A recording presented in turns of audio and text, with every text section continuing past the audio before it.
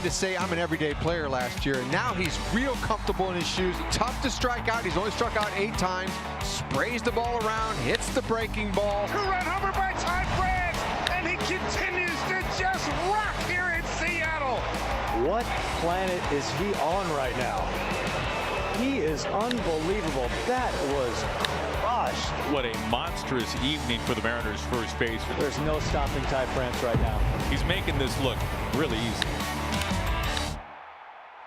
Yeah, and this dude is absolutely rolling. We're lucky enough to welcome him in as the AL Co-Player of the Week. One of the hottest hitters on the planet right now, Ty France. All right, Ty, you've been named the Co-Player with Miguel Cabrera. I don't know if you've ever heard of him. Yeah, he had his 3,000th hit this week, and I'm sure you're following that one. But Ty, how special is it to be mentioned in the same breath as a future Hall of Famer? Yeah, no doubt. You know, that's a huge accomplishment. He's been doing this a long time, and you know, this was my first ever, you know, Player of the Week honor. So to, you know, share that with him is pretty cool for me. You know, it's something I'll remember forever. Ty, man, you've been raking for a little bit now, even going back towards the end of last season. I'm wondering, from you coming over from the Padres, has there been something that's changed or something that's clicked for you to get you going this hot? I wouldn't say anything like, you know, mechanically or physically or anything. It's just more being able to be out there every day and, you know, have that everyday role. In San Diego, I was coming off the bench and trying to learn how to do that, and it's tough. So once you're able to be in the lineup every day and get that, you know, consistency, you're able to kind of go out and just play your game. And I think that's what's been the biggest difference for me over here, is just playing every day and showing up to the field and knowing that I'm going to get 4 or 5 at-bats tonight. Hey, Ty, you were a 34th round draft pick, if I'm correct. I'm curious sort of how that shaped your experience and whether that's something that still motivates you today. Yeah, definitely. You know, I think my entire baseball career, I've kind of gotten looked over. You know, there's nothing that really like stands out about me as far as like, you know, I'm not the fastest, I'm not the strongest, you know, I'm not the best defender. So I feel like my, you know, high school, collegiate, minor league career kind of got, you know, semi-looked over. So I've had to kind of prove it at every level, and you know, it's kind of got me to where I am today, and it's something, you know, I'll use my entire career. What's up, Ty? This is Keith. Now, I know this isn't a skill, and I know it definitely isn't fun, but you get hit by a lot of pitches. Is that a part of your game now? Yeah, I knew you were going with that. Honestly, it's something that I kind of learned. I don't want to say learned how to do in college, but it's just you were praised for getting hit and not getting out of the way in college. So it's just kind of something I've carried with me throughout, you know, from that time on until now. And you know, it's not the smartest thing to do. It hurts, but you know, I didn't really walk a lot last year, so you know, being able to get on base that way and, you know, help my team out that way, you know, that's kind of just part of my game and who I am, and you know, I'm not going to back off the plate. Nice. Now, Ty, going back to college, you went to San Diego State and played under Tony Gwynn, which is an honor itself. I went to UNLV and played against San Diego State all the time back when Steven Strasburg was the every Friday night guy. So tell me a little bit about playing under Tony Gwynn, and what did you learn most from him? Yeah, it was pretty special. You know, one of my favorite things about Coach Gwynn was when you show up to San Diego State as a freshman, you walk on campus as an 18-year-old kid, and you're just like, whoa, that's Tony Gwynn. And he did a very good job of just making it seem like he's Coach Gwynn. He's not some, you know, San Diego legend. He's not, you know, the greatest hitter on earth. He's just your coach. He's there to help you and get you better and get you to that next level. And that's one thing I really appreciated.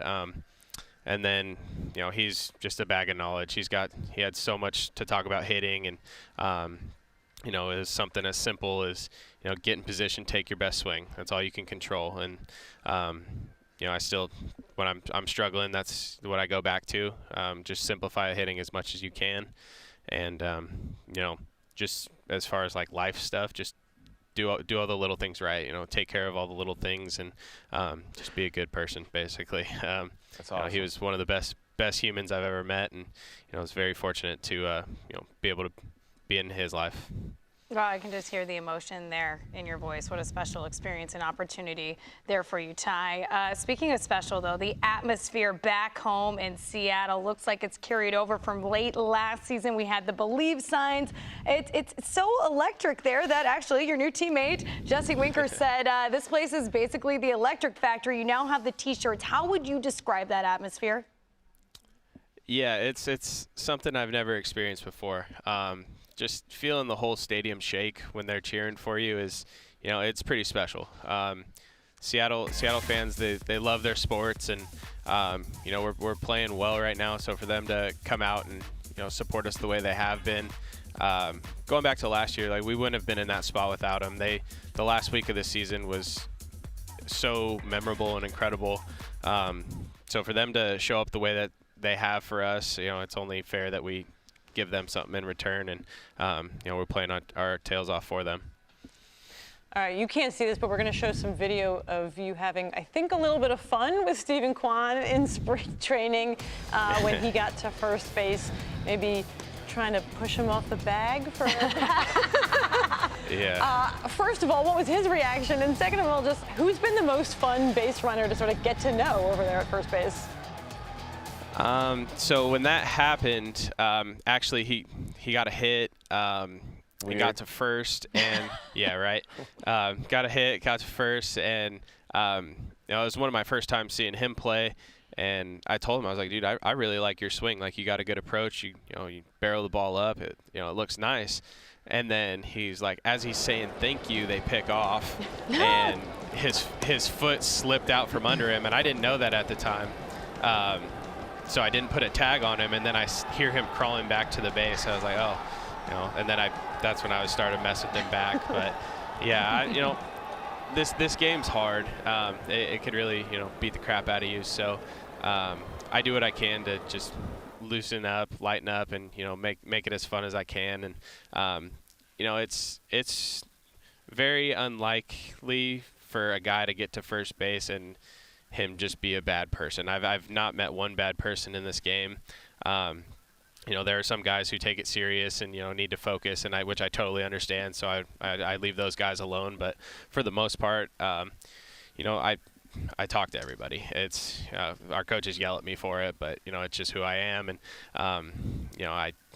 I really enjoy getting to meet all the guys and get to know them. There's so many that stand out. I can't just pick one guy. You're just like asking them about their day, about the weather. What are you guys talking about over there? Yeah, I mean, baseball, life. There's a lot of guys who get to first and just ask me how I'm doing, how my day's going, just little things like that, and it means a lot. A lot of the times we're away from our families for a long time, and like people just don't. They come to the games and just watch us. They don't really ask us how we're doing or anything. So, we understand each other, and it's a brotherhood, and just getting to meet all the guys and share that experience with them is pretty cool. Oh, actually, a funny tidbit about that. My good friend Doug Flynn, who used to play for the Reds and then obviously the Mets, he kind of went on and played north of the border. Him and Pete Rose had a conversation at first base where he was introduced to his wife later that night. They were setting up the date while they were at first together. How cute is that? Yeah, Hannah, we're real people out there. Yeah. That's setting the bar real high for the kind of conversations he should be having at first. Do you have any single friends that you could be getting the base runners up with? Yeah, I'll start asking around for you guys. Hey, you kind of queued this question up. You said this game is tough. You talk to guys about life. Baseball is life. Sometimes you can have some tough days, but you have some positive energy on your shirt. Can you tell us about that? Yeah, so the guys over at Rake Baseball Company, they created some shirts. This one says "No Bad Days," which is like the hang loose sign and a little baseball in the middle. They made some good vibes only shirts, and